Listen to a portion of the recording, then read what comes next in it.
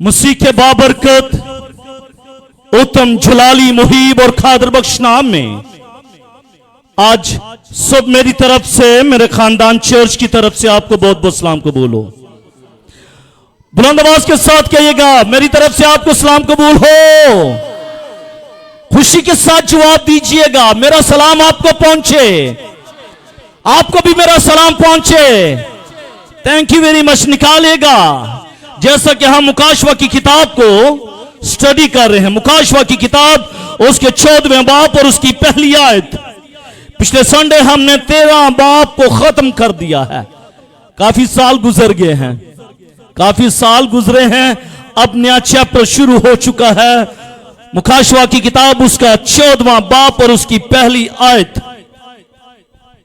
जिनके पास खुदावन का लाखता जिंदगी बख्श और मोतबर कलाम है वो मेरे साथ निकालिएगा। यूहन्ना का मुकाशवा उसका 14वां बाब और उसकी पहली आयत।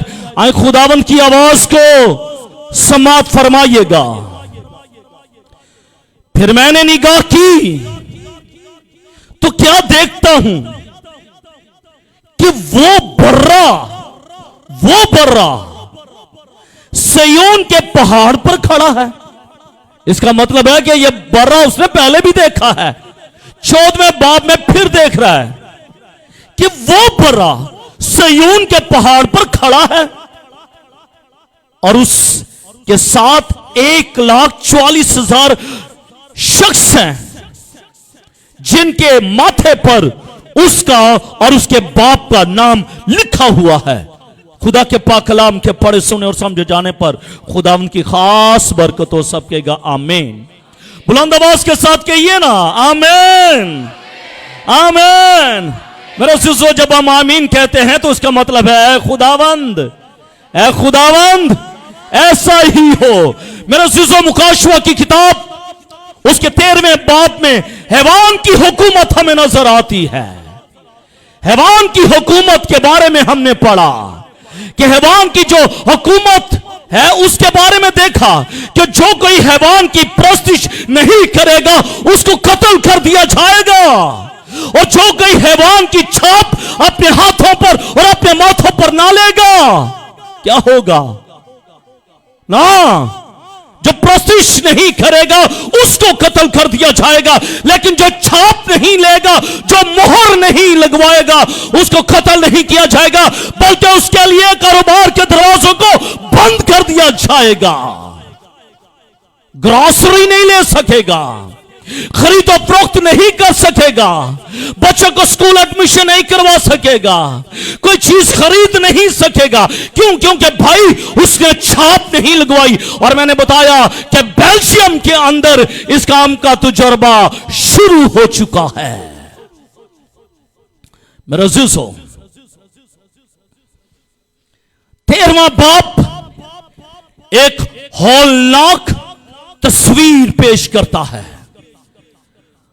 और जिसमें मुकद्दसीन शैतानी तस्लीस के 22 खास निशाना है। मुकद्दसीन लोग जो हैं वो खास निशाना है। फिर खुदा की खौफनाक अदालत का भी जिक्र हमें मिलता है कि अदालत भी है, जजमेंट भी है, और जजमेंट होगी किनकी? जो हैवान की प्रस्तिश करेंगे उनकी जजमेंट भी होगी। लेकिन जो हैवान की प्रस्तिश और हैवान की छाप अपने हाथों और माथों पर नहीं लेंगे उनकी जजमेंट नहीं होगी। लेकिन मेरे अज़ीज़ों, इस तारीख दौर के बाद, इस काली अंधेरी रात के बाद एक सुबह का जाला जरूर निकलता है। याद रखिएगा, एक मायूसी के बाद खुशी की किरण जरूर आती है, बीमारी के बाद शिफा जरूर मिलती है, नाकामी के बाद कामयाबी जरूर मिलती है। इसी तरह इस खौफनाक तारीख मंजर के बाद हमें एक बड़ी शादमानी और एक खूबसूरत नजारा, रोशन पहलू हमें नजर आता है। और वो किस में नजर आता है? वो 14वें बाब में नजर आता है, जिसकी तफसीर मैं आज करने जा रहा हूं।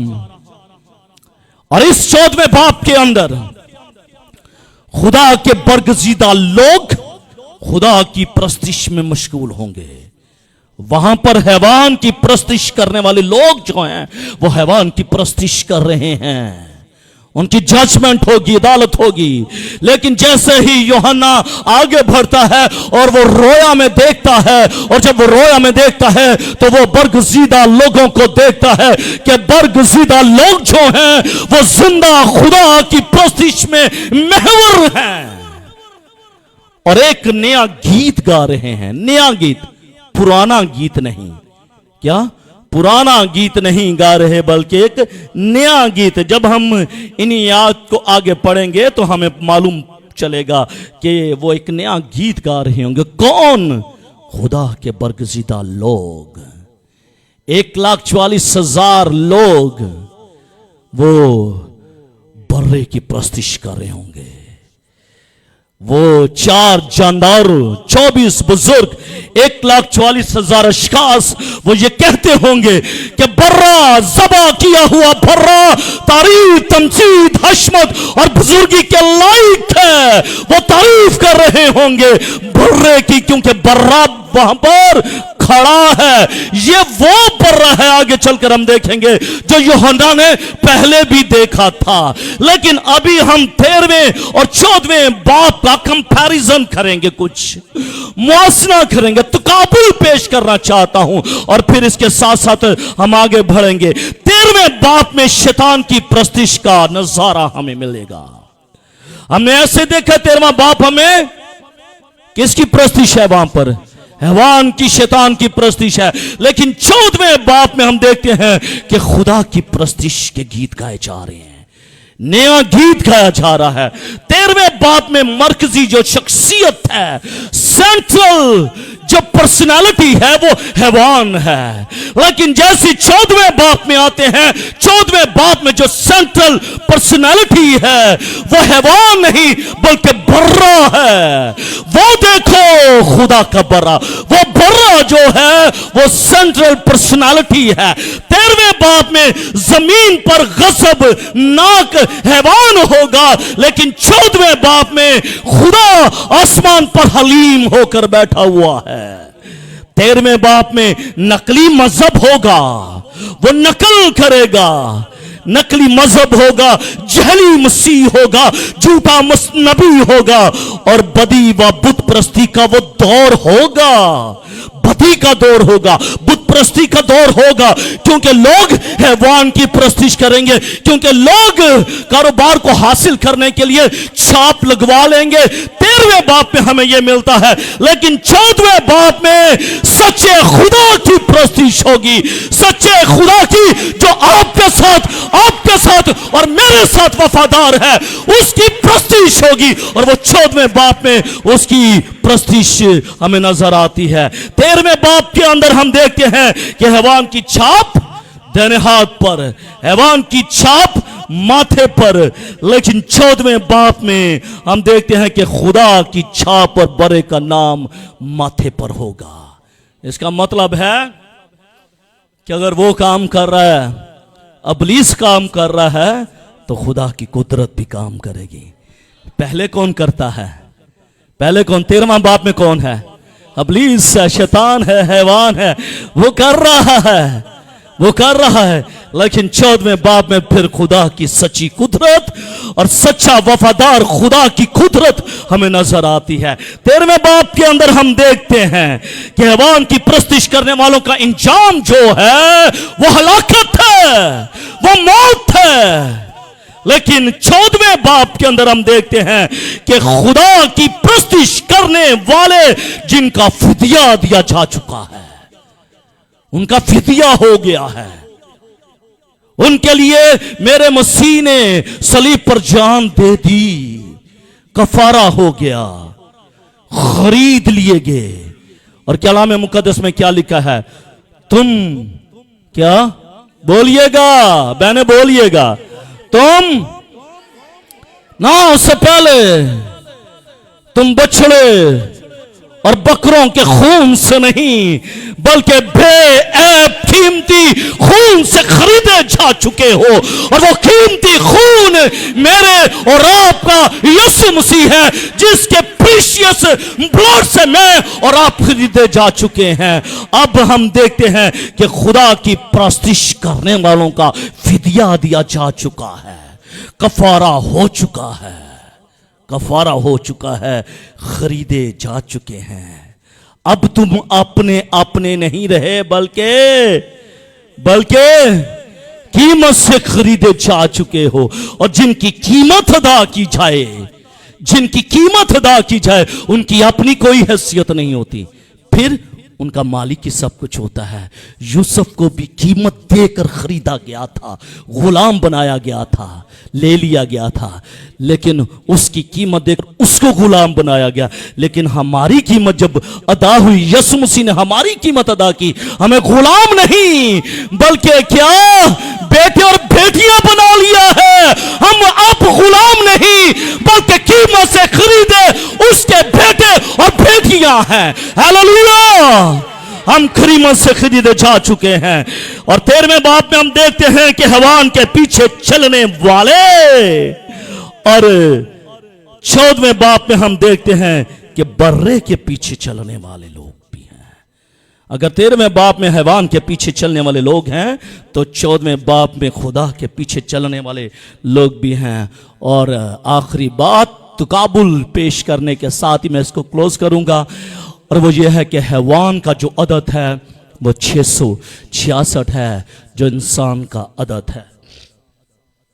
पर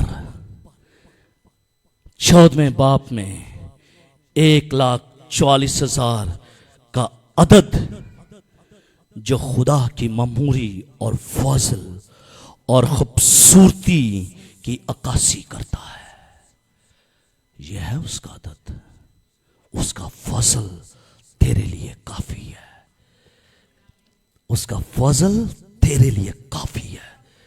फिर किसी नंबर्स की जरूरत नहीं है, किसी नंबर की जरूरत नहीं, क्योंकि उसकी ग्रेस जो है, उसका जो ग्रेस हमारे ऊपर ठहरता है, वो हमारे लिए काफी है, वो हमारे लिए काफी है। हालेलुया। मेरे अज़ीज़ मुक़द्दस यूहन्ना मकाशवास के 7वें बाब में एक रोया देखता है, एक रोया देखता है, नॉट देखती है। रोया मुअन्नस नहीं है, मुज़क्कर है रोया। और 7वें बाब के अंदर मुक़द्दस यूहन्ना जो है वो एक रोया देखता है, जिसमें 7वीं मोहर खोलने से पहले 7वें बाब में हमने पढ़ा है, समझा है कि मोहरें खोली गई थी। और जब 7वीं मोहर खोलनी थी, उससे पहले कुछ हुआ था। और उससे पहले क्या हुआ, 1,44,000 जो लोग थे, वो जिंदा खुदा की मोहर उन पर लगाई गई। इससे पहले कि 7वीं मोहर खोली जाए, 1,44,000 लोगों पर खुदा की मोहर हो गई। इससे पहले कि 7वीं मोहर बर्रा खोलता, इससे पहले कि वो बर्रा जो 7वीं मोहर खोलता, जिसके लिए सारे परेशान थे, वो ये कहते थे कि इन मोहरों को कौन खोलने वाला है, कौन इन मोहरों को तोड़ेगा। तो आवाज आई कि मैं इन मोहरों को खोलूंगा, मैं इन मोहरों को तोड़ूंगा। और वो तोड़ने और खोलने वाला यीशु मसीह नासरी था, और उसने इससे पहले कि 7वीं मोहर को खोलता, देखते हैं कि एक डेडिकेशन का अमल होता है, एक ब्लेसिंग का अमल होता है। और वो अमल क्या होता है, 1,44,000 पर जिंदा खुदा की मोहर लगाई जाती है। और मोहर से मुराद क्या है, मोहर से मुराद क्या है, ऐसे इतने ना मोहरें लग जाती हैं, मोहरें लगाई जाती हैं। और मोहरों से मुराद क्या है कि ये तदाद जो है, ये खुदा की खास मलकियत है, ये खुदा की खास मलकियत है। और मैंने पिछली दफा भी बताया था कि यहां पर लिखा गया है द ग्लोरी चर्च, यहां पर इस शीशे के अंदर अंबोज हो गया है। और इसका मतलब है कि अब इस शीशे का जो ऑनर है वो द ग्लोरी चर्च है। कौन है, क्योंकि अंबोज हो गई है मोर, द ग्लोरी चर्च के। इसी तरह इससे पहले कि 7वीं मोहर को खोला जाए, 7वीं मोहर को खोलने से पहले ही हम देखते हैं कि 1,44,000 लोगों पर खुदा की खास मलकियत की छाप हो जाती है। और जब उन पर छाप होगी, जब उन पर छाप होगी, तो फिर खुदा उनकी हिफाजत करता है। खुदा उनकी हिफाजत करता है, उनको महफूज रखता है। खुदा उनका तहफ़्फ़ुज़ करता है। खुदा उनका तहफ़्फ़ुज़ करता है। बता सकते हैं कि किस किस पर बरे के लहू की छाप हुई है? किस किस पर बरे के लहू की छाप हुई है? Let me know please. कौन कह सकता है मुझ पर बरे के लहू की छाप? हालेलुया, जोरदार तालियां बजाएगा। तो क्या आपने यीशु मसीह को अपना शख्सी निजात दहिंदा कबूल किया या नहीं? पादरी साहब आए, उन्होंने कहा जी हम उनके लिए दुआ करेंगे जिन्होंने अभी तक मसीह को कबूल नहीं किया। No one come in front of this place. कोई भी एक शख्स नहीं आया। मैंने भाई साहब को कहा, मैं भाई साहब ये सब जो यहां पर बैठे ना, उन सबों ने यीशु मसीह को कबूल किया। हालेलुया। आप मसीह के खून से धुले हुए लोग हैं, आप खरीदे हुए लोग हैं। आपने मसीह को अपना शख्सी निजात दहिंदा कबूल किया हुआ है। हालेलुया। आपने भाई कबूल किया है। आपका वो आसमान का शहजादा यीशु मसीह नासरी जो है वो निजात देने वाला खुदा है, और वो ही आपकी हिफाजत करता है।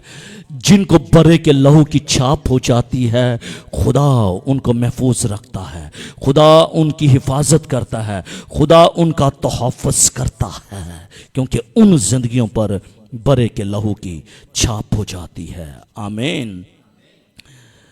मेरे अज़ीज़ो, ताकि वो जमीन पर बड़ी मुसीबतों के जमाने में खुशखबरी फैलाने का काम सर अंजाम दे सकें। इसका मतलब है कि इससे पहले कि खुशखबरी का काम खुदा ले, मोहर करना जरूरी है। मोहर करना। आप ये कहते हैं कि मैं जाता हूं और मैं खुदा की खिदमत के लिए तैयार हूं।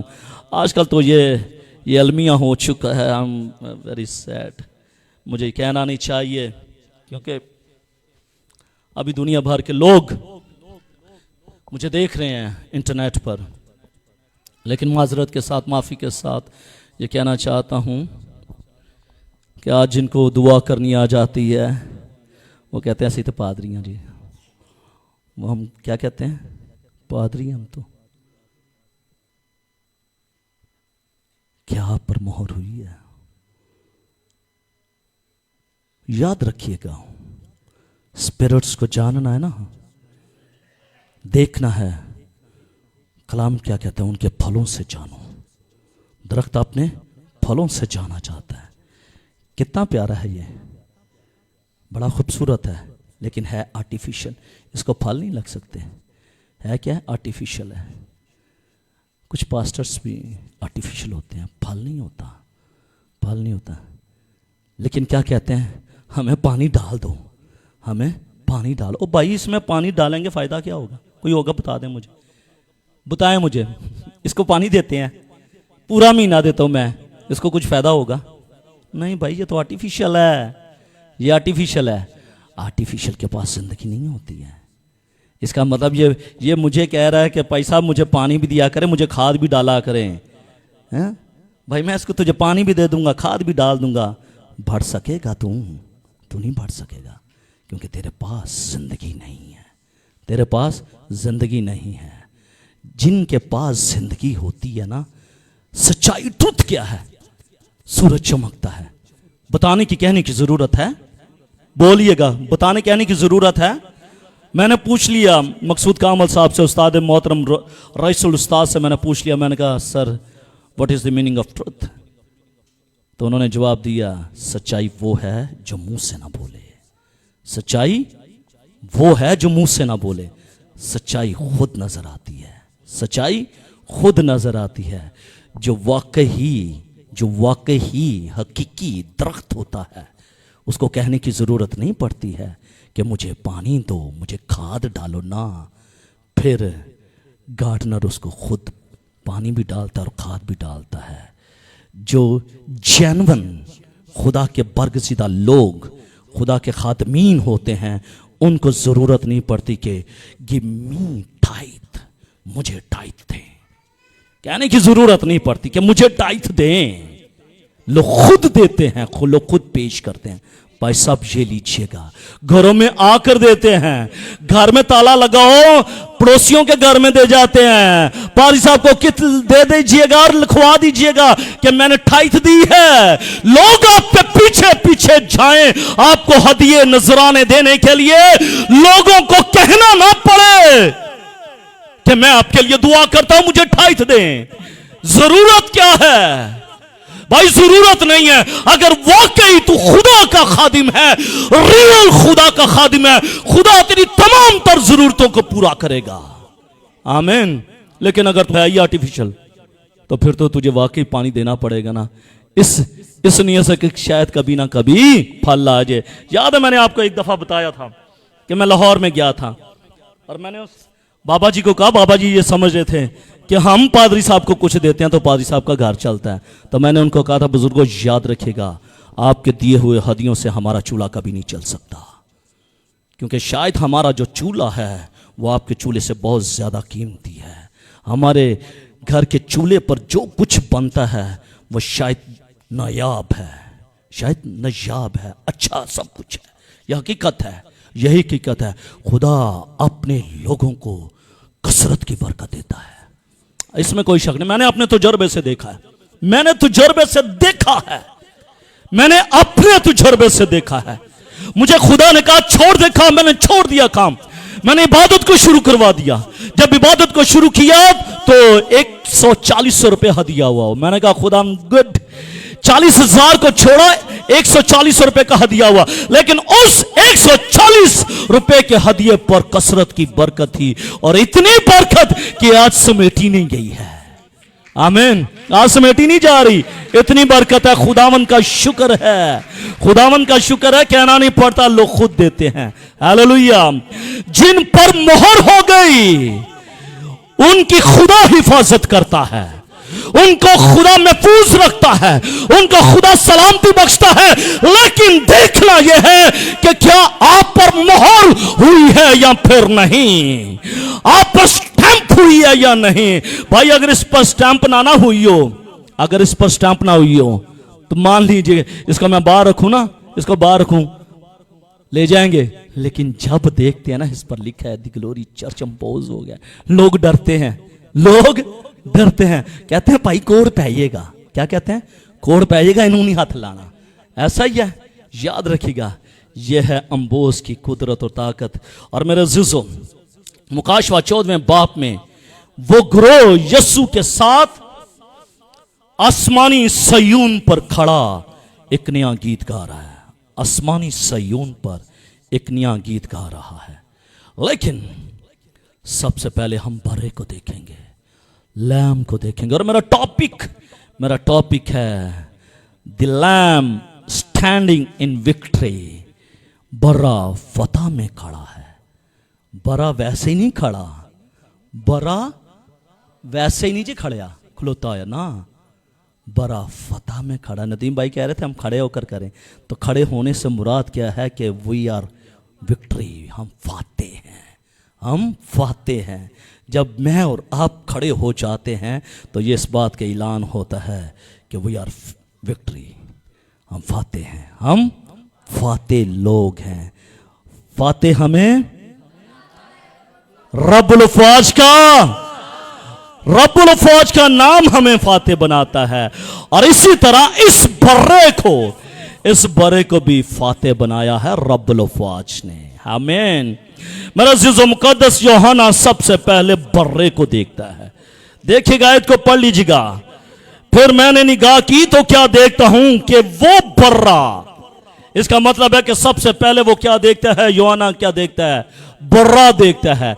फिर मैंने निगाह की, यानी कि मैंने अपनी निगाहों को उठाया तो मैंने क्या देखा? एक बर्रा देखा है, दिलैम देखा है, बर्रा देखा है। इसका मतलब है सबसे पहले यूहन्ना ने बर्रा देखा है। और मेरे अज़ीज़ों, यही बर्रा उसने 5वें बाब में खुदा के तख्त के बीच में देखा था।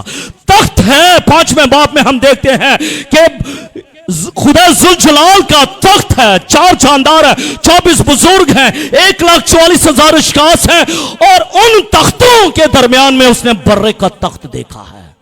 किसका दर? बर्रे का तख्त देखा है। 5वें बाब में, और ज़बा किया हुआ एक बर्रा खड़ा है, उसके 7 सींग और उसकी 7 आंखें हैं। फिर उसने दोबारा देखा 6 बाब में कि बड़े को 6 मोहरें खोलते देखा था। 6 मोहरें उसने खोली, 6 बाब के अंदर 6 की 6 मोहरें खोली, जिसके 22 दुनिया की अदालत शुरू हो चुकी है। फिर उसने 7वें बाब में फिर इस बड़े को देखा कि जो बर्रा तख्त के बीच में है वो उनकी गल्लाबानी कर रहा है और उन्हें आब हयात के चश्मों के पास ले जाकर पिला रहा है। ये फिर उसने देखा। फिर उसने 8वें बाब में देखा कि जब बर्रे ने 7वीं मोहर को खोला है तो आधे घंटे तक, 30 मिनट तक बाइबल ये फरमाती है कि आसमान पर खामोशी तारी हो गई। जब 7वीं मोहर को खोला उस बर्रे ने तो आधे घंटे तक आसमान पर खामोशी तारी हो गई। फिर यहां 14वें बाब में वो बर्रा सयून के पहाड़ पर खड़ा हुआ उसको नजर आता है। गोया मुकद्दस यूहन्ना बर्रे से पूरी तरह वाकिफ हो चुके थे, पूरी तरह, क्योंकि उसने 5वें बाब में, 6 बाब में, 7वें बाब में, 8वें बाब में 4 टाइम्स इसी बर्रे को देख लिया था। और जैसे उसने 14वें बाब में देखा उसको रिकॉग्नाइज हो गया कि ये तो वो बर्रा है जो मैंने 5वें, 6, 7वें बाब और 8वें बाब में देखा है। उसको रिकॉग्नाइज हो चुका था। इसीलिए तो वो ये कहता है कि वो बर्रा सयून के पहाड़ पर खड़ा है। गोया मुकद्दस यूहन्ना बर्रे से पूरी तरह उसको वाकिफियत हो चुकी थी। उसकी पर्सनालिटी जो है, उसकी शख्सियत जो है, वो पूरी की पूरी तरह से उसको पता चल चुका था। इसीलिए तो वो ये कहता है वो बर्रा, लफ्ज क्या इस्तेमाल हुआ, वो बर्रा जो मैंने पहले भी देखा, 5वें बाब में, 6 बाब में, 7वें बाब में, 8वें बाब में, मैंने वो बर्रा है ये जो मैंने पीछे भी देखा है। इसका मतलब है कि यूहन्ना ने जो बर्रा देखा है उसकी वाकई जो रोया में उसे देखा उसको टोटली तौर पर उसको रिकग्निशन हो चुकी थी कि ये वही बर्रा है जो तख्त के बीच में है। ये वही बर्रा है जो किब्रिया की दाहिनी तरफ खड़ा है। ये वही बर्रा है जो मोहरें खोलता है। ये वही बर्रा है जिसकी आखिरी मोहर खोलने के बाद आसमान पर आधे घंटे तक खामोशी छा गई। ये वही बर्रा है।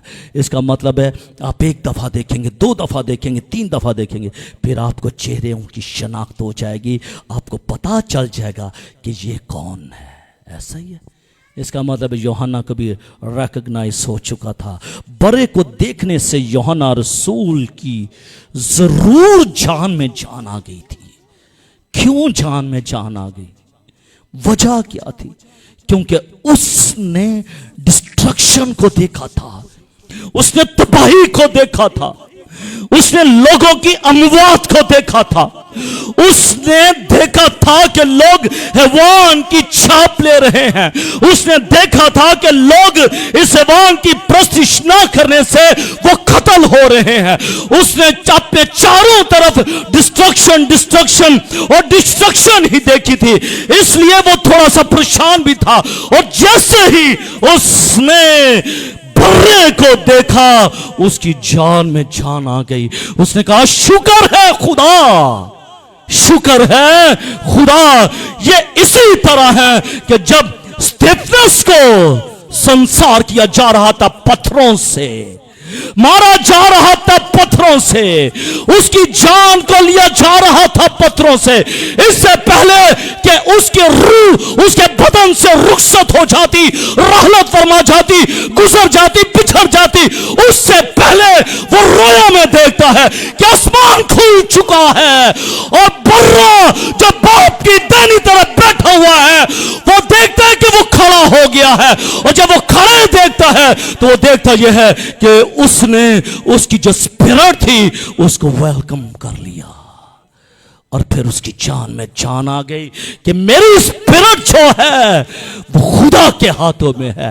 क्या जब आप इस दुनिया को छोड़े, कूच करें, रहलत फरमा जाए, तो क्या आप भी रोया में ये देखने वाले होंगे कि मेरी स्पिरिट क्या आसमान पर जा रही है, खुदा के पास जा रही है, या फिर कहीं और भटक रही है? तो अगर आप स्पिरिट में, रूह में अपनी रूह को प्रवास करते हुए बर्रे के हाथों में जाते हुए देखें, how you feel that time, क्या फील करेंगे उस वक्त? That time I will very happy, मैं बहुत खुश हूँगा, आई विल वेरी हैप्पी कि मेरी रूह जो है वो खुदा के हाथों में है। आमीन। इसी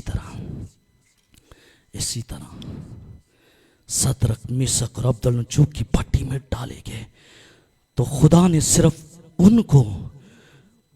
उनको नजर नहीं आया, जान तो बच गई। सिर्फ उनको नजर नहीं आया बल्कि उनके साथ आग में फिरता था। वो कहता है मैंने तो 3 डाले हैं। कितने डाले हैं? ये चौथा कौन है? ये चौथा कौन है? आमीन। ऐसा ताल्लुक, ऐसा रिश्ता, ऐसा नाता आपका खुदा के साथ हो कि जब आप मुश्किलात में से, परेशानियों में से, नागहानी अमवात में से आप गुजरे, आपका खुदा आपके साथ हो, आपका खुदा आपके साथ हो। क्या मुझे बताइएगा, स्तिफनस पर जब आजमाइश आई वो चलाया, वावेला किया, बुड़बड़ाया? नो।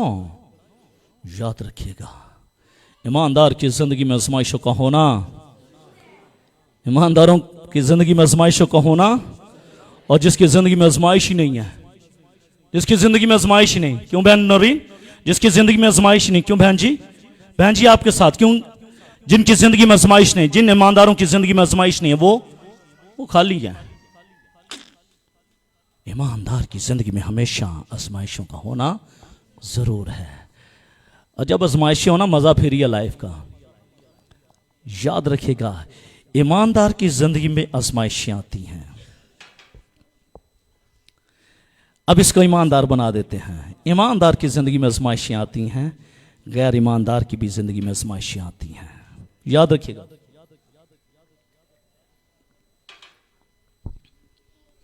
मुझे अभी जरूरत नहीं थी वैसे पाने की। ईमानदार की जिंदगी में आजमाइशें आती हैं, गैर ईमानदार की जिंदगी में आजमाइशें आती हैं। जब गैर ईमानदार की जिंदगी में आजमाइशें आती हैं, उसकी जिंदगी ठनठनाती पीतल और झनझनाती झांझ होती है, खड़कता है। याद रखिएगा, गैर ईमानदार है ना, खड़केगा। ये जो गैर ईमानदार होगा वो खड़केगा, लेकिन जो ईमानदार होगा उसकी जिंदगी में फूल, कलियां, बादाम और शगुफे नजर आएंगे। हालेलुया! उसकी जिंदगी में बादाम, फूल, कलियां, शगुफे नजर आएंगे। ये खड़केगा नहीं, ये नहीं खड़केगा, बल्कि इसके अंदर आपको फूल, कलियां, शगुफे नजर आएंगे। आमीन।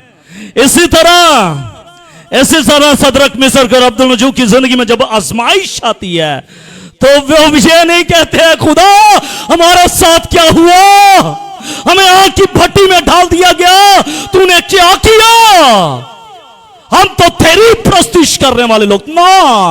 उन्हें मालूम था, उन्हें इल्म था, उन्हें पता था कि अल्लाह ज़ादा हमें बचाने की कुदरत और ताकत रखता है, वो जरूर आएगा। और वो जरूर आया, और वो जरूर आया।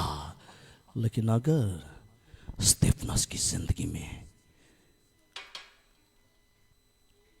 सदरक, मिशक और अब्दुलनजो की जिंदगी में अगर बुड़बड़ाहट उठती, फिर इनका इसराइल की तरह बढ़ जाता।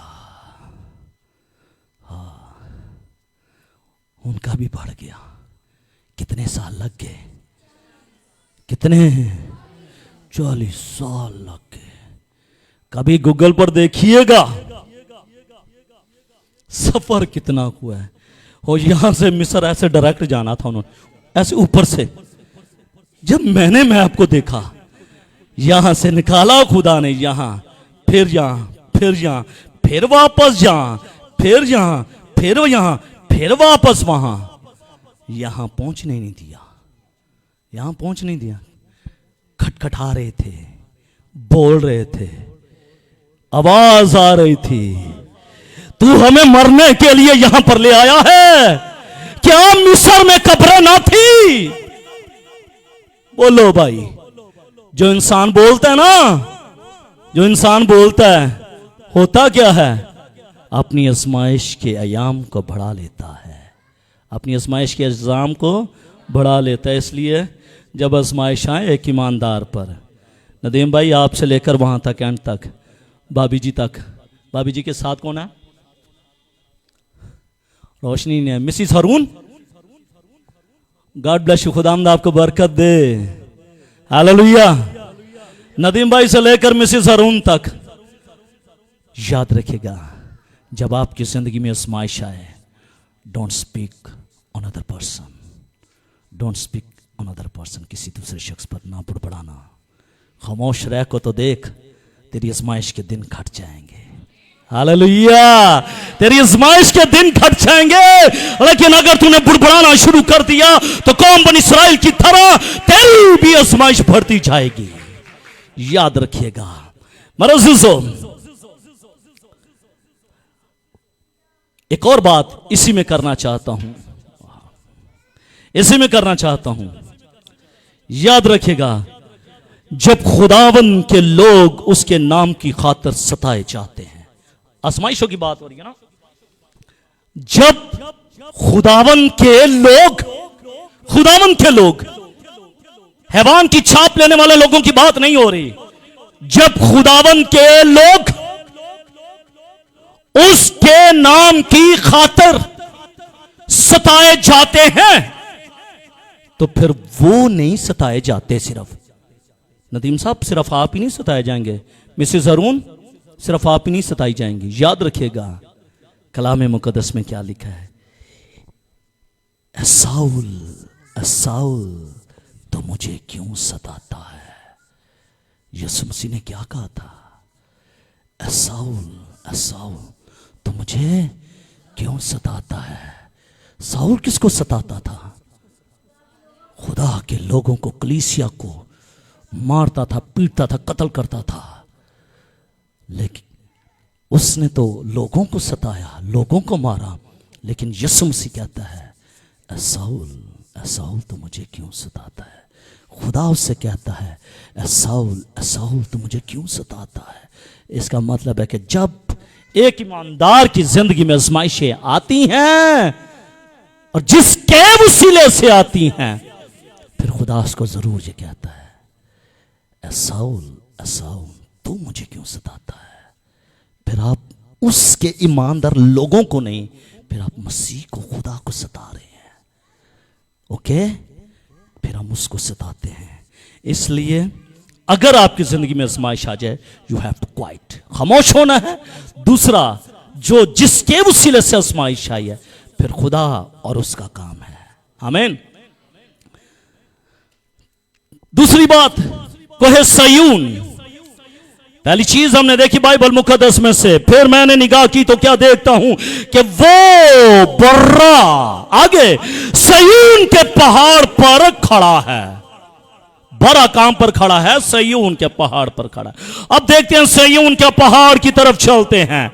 सयून का पहाड़, खुदा के कलाम में, ज़बूरों की किताब में से ज़बूर नंबर 2, ज़बूर नंबर 48 और ज़बूर नंबर 132 में सयून का जिक्र आया है। और सयून को है, सयून जो है वो दाऊद के शहर का दारुल खुलाफा था। दाऊद का जो शहर था, यरूशलेम जो उसका शहर था, वो उसका दारुल खुलाफा था। और सयून दाऊद का शहर था, क्योंकि इसने उसको फतह किया था। दाऊद ने इस इलाके को फतह किया था। जब हम दूसरा सामुएल उसका 5वां बाप और उसकी 7वीं आयत को पढ़ते हैं तो हमें पता चलता है कि दाऊद ही ने इस शहर को फतह किया था। यहां दाऊद ने अपना महल भी बनवा लिया।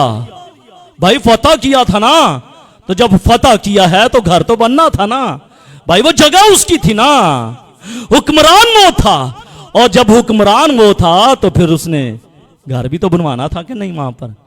ठीक है, बुख्तिया चौक कौन कौन गया है? बुख्तिया चौक लाहौर में, बुख्तिया चौक कोई नहीं गया? हाँ आप गए हैं। हाँ बुख्तिया चौक जो पता है पिंड वाली सड़क है बड़ी, है ना, तो वहां पर एक बादशाह का भी घर है। आपको मालूम है ना, वहां पर एक बादशाह का भी घर है, और वो बादशाह का नाम क्या है? मोहम्मद नवाज शरीफ साहब का घर है वो। हाँ भाई, जब पाकिस्तान उनका है तो फिर घर भी तो उन्होंने बनाना है कि नहीं? फिर घर भी उन्होंने बनाना है, क्योंकि उन्होंने पाकिस्तान को फतह किया है। वो मालिक है, वो जहां चाहे घर बनाए, उनको क्या कोई रोक टोक सकता है? कोई रोक टोक सकता है? कोई नहीं। अब तो हमारी जो सी बाजी हैं मरियम नवाज, बाजी मरियम नवाज, वो बड़ा प्यारा जो सा वो हॉस्पिटल भी बनवा रही हैं शौकत खानम की तरह। अब वहाँ पर कैंसर लोगों का इलाज होगा है, वो भी बना रही हैं, बड़ा खूबसूरत बना रही हैं। हमारी दुआ है कि खुदा ने उनको और ज़्यादा बरकत दे जी। ठीक है, एक घर नहीं 10-10 घर बनाए, क्योंकि पाकिस्तान उनका है, जिनका पाकिस्तान है वो घर तो बनाएंगे। इसी तरह दाऊद ने भी महल बनवाया, क्योंकि उसने उस शहर को फतह किया था। यहां दाऊद ने अहद का संदूक लाकर रखा था इसी के अंदर। फिर दाऊद ने कोहे सयून के नजदीक ही एक और पहाड़ कोहे मूरिया पर हैकल को भी तामीर किया। करीब ही थी हैकल, कोहे मूरिया के पहाड़ पर उसको तामीर किया और अहद का संदूक वहां फिर मुंतकिल कर दिया था। ठीक है, देखिएगा, फिर कोहे सियोन से खुदा को भी मोहब्बत थी, और गहरी मोहब्बत थी। कोहे सियोन से बड़ी मोहब्बत थी। लेकिन यहां इशारा जो किया गया है, यहां इशारा जमीनी सयून की बात नहीं हो रही, आसमानी सयून की बात हो रही है, और खुसूसन 1000 साला बादशाहत की तरफ इशारा है, जिसमें खुदावंद यीशु मसीह कुल दुनिया का बादशाह होगा, और उसका दारुल खुलाफा जो होगा वो कोहे सयून यानी कि यरूशलेम होगा। एक हौसला अफजाई की बात है कि जिन लोगों का तहफ्फुज मुकाशवा 7वें बाप में किया गया है, तहफ्फुज हुआ था उन लोगों का 7वें बाप में, किनका 1,40,000 अशखास का जो तहफ्फुज हुआ था, वो मुबशर और मिशनरी बड़ी मुसीबतों के दौर में, 7 साल मुसीबत के दौर में की बात हो रही है, उस दौर में महफूज रहे। क्यों महफूज रहे? क्योंकि इन पर छाप हो गई थी, ये महफूज रहे, और उनमें से एक भी जाया नहीं हुआ। क्यों जाया नहीं हुआ? क्योंकि खुदा ने उन पर मोहर की थी। लिहाजा बर्रे के साथ लैम के साथ कोहे सयून पर पूरे के पूरे 1,40,000 लोग मौजूद थे। मुसीबत के दौर में भी वो कत्ल नहीं हुए, मुसीबत के दौर में भी उनको कोई नुकसान नहीं पहुंचाया गया। वेरी इंपॉर्टेंट, खुदा खुशखबरी फैलाने वालों की खुद हिफाजत करता है, और इन 1,40,000 अशखास ने मुसीबत के 7 साल दौर में इन्होंने मुनादी की थी, और जब इन्होंने मुनादी की, खुदा ने इनकी जिंदगियों को महफूज रखा। और खुदा ना सिर्फ तब उनकी जिंदगियों को महफूज रखता है, याद रखिएगा, वेरी इंपॉर्टेंट, खुदा उनकी जिंदगियों को भी महफूज रखता है जो आज इस दुनिया में, इस ईरा में जो खुदा की मुनादी कर रहे हैं, खुदा उनकी जिंदगियों को भी महफूज रखता है। उनके बारे में कहा जाता है, और वो तेरी सब हड्डियों को महफूज रखेगा, और उनमें से एक भी तोड़ी ना जाएगी। हालेलुया। खुदा उनकी हिफाजत करता है, वगरना खुशखबरी फैलाना मुश्किल काम है। It's very tough. मसीह खुदाबंद के अल्फाज, मैंने उनकी निगहबानी की और हलाकत के फर्जंद के सिवा उनमें से कोई भी हलाक ना हुआ। सिर्फ हलाकत का जो फर्जंद था वो हलाक हुआ, लेकिन बाकी सब सेव हो गए। बाकी सब सेव हो गए। खुदा बचाता है, सेव करता है। खुदा छुड़ाता है, सेव करता है। क्यों? क्योंकि जो जिंदगियां उसकी प्रस्तिश करती हैं, उसकी खिदमत करती हैं, उसकी खुशखबरी देती हैं, खुदावंद उनको बचाता है। और आखिरी बात, 1,40,000 यूहन्ना रसूल जो है सयून के पहाड़ पर सिर्फ भर्रे को खड़ा हुआ नहीं देखते, बल्कि उसके साथ 1,40,000 शख्स भी मौजूद हैं। ये सब कौन हैं? ये सब कौन हैं और कहां से आए हैं? मेरे अज़ीज़ों, जब हम मुकाशवा की किताब उसके 7वें बाब और उसकी पहली 8 आयात को जब हम पढ़ते हैं तो फिर हमें मालूम ये पड़ता है कि ये बनी इसराइल के 12 कबीलों में से चुने हुए। याकूब के कितने बेटे? 12। कितने बेटे? 12। ये वही 12 है। 12 कबीलों में से 12 लोग चुने गए। ओके, लोग चुने गए जिन पर मोहर की गई, और हर कबीले में से 12,000 लोग चुने गए। रोबन के कबीले में से 12, नफ्ताली के कबीले में से 12, यूसुफ के कबीले में से 12,000। और क्या? गुड गुड, शाबाश। नफ्ताली, यस, बिन्यामीन, ये सारे जो से 12 कबीले हैं। इन 12 कबीलों में से 12,000 लोग चुने गए और उन पर मोहर की गई। बेशक आज बनी इसराइल के वो 10 कबीले 770 काफमी में जो असीरी में चले गए थे और दुनिया की दूसरी कौमों में गलत मलत हो गए थे, और उनका जो रिश्ता इस दुआज है वो दूसरे लोगों के साथ हो चुका था, और उनका अपना कोई नाम और निशान नहीं, और वो अपना नाम और निशान खो बैठे, और उन वो कहीं नजर नहीं आते। लेकिन खुदा ना सिर्फ बनी इसराइल के एक एक शख्स से वाकिफ है कि वो किस कबीले से ताल्लुक रखता है, बल्कि वो सब कबीलों को फिर वापस इकट्ठा करेगा, फिर दोबारा इकट्ठा करेगा। अभी तो बेशक वो तितर बितर हो चुके हैं, लेकिन खुदा की कुदरत, याद रखिएगा, खुदा की कुदरत उनको फिर इकट्ठा करेगी, एक जगह पर जमा करेगी। यशायाह उसके 11वें बाब और उसकी 11वीं आयत में यही लिखा है। चनाचा खुदा ने सिर्फ गुमशुदा बन इसराइल को जमा करेगा, बल्कि उनमें से 1,40,000 को अपनी खिदमत के लिए भी चुन लेगा। मेरे अज़ीज़ों, क्या आज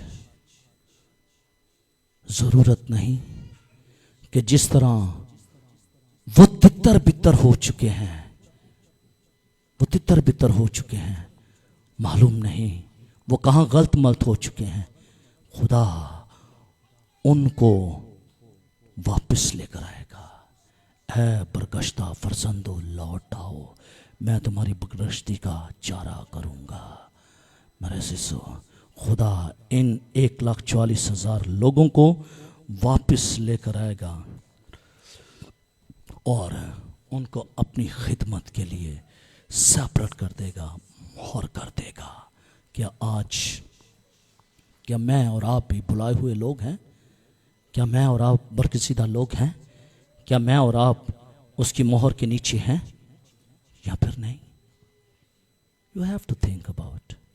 बर्रा तो है, बर्रा है, सयून भी है, क्या मोहर है या फिर नहीं है? स्टैंप है या नहीं है? बर्रा मौजूद है ना? बर्रा मौजूद है। कलाम मुकद्दस में लिखा कि जहां 2 या 3 मेरे नाम से जमा होंगे, मैं उनके दरमियान में, इनको एक थप्पड़ लगा दो, मैं उनके दरमियान में मौजूद हूँगा। जहाँ 2 या 3 मेरे नाम से जमा होंगे, मैं उनके दरमियान में मौजूद हूँगा। बर्रा तो मौजूद है, सहयोन भी मौजूद है। क्या स्टैंप मौजूद है आपकी जिंदगियों पर कि नहीं मौजूद? अगर इससे पहले आपकी जिंदगियों पर स्टैंप नहीं है, खुदा से कहें कि खुदावन मुझ पर मोहर कर दे, मुझ पर मोहर कर दे, ताकि मैं तेरी खिदमत के लिए, अंजील के लिए, बशारत और तशहीर के लिए खर्चूं और मेरी ज़िंदगी से तेरा नाम चला पाए। आमीन। आए अपनी आंखों को बंद कीजिएगा, अपने सरों को खुदावन की पाक हज़ूरी में झुकाइएगा। हालेलुया। मेरे अज़ीज़ों, इन्हीं की जिन पर मोहर हुई थी, जिनको खुदा ने चुना था, मोहर की थी, भेजा था, इन्होंने जब 7 साल मुसीबत के दौर में जब मुनादी की तो बेशुमार लोग हैवान की छाप लेने से इनकार कर गए। आज जरूरत इस बात की है कि आप भी उसकी छाप लें, ताकि आज सब आंखें बंद करें, ताकि आप भी बचाए जाएं, छुड़ाए जाएं और बहुतों को खुदावन यीशु मसीह के लिए जीतने का वसीला बने। आसमानी खुदा, मैं यीशु के नाम के वसीले से दुआ करता हूं कि खुदावन ये कलाम इनकी जिंदगी में सरायत कर जाए, जड़ पकड़े, 100 गुना फल लाए और सारा जलाल तेरे ही नाम को मिले। बड़ी बरकत दे मसीह के नाम से।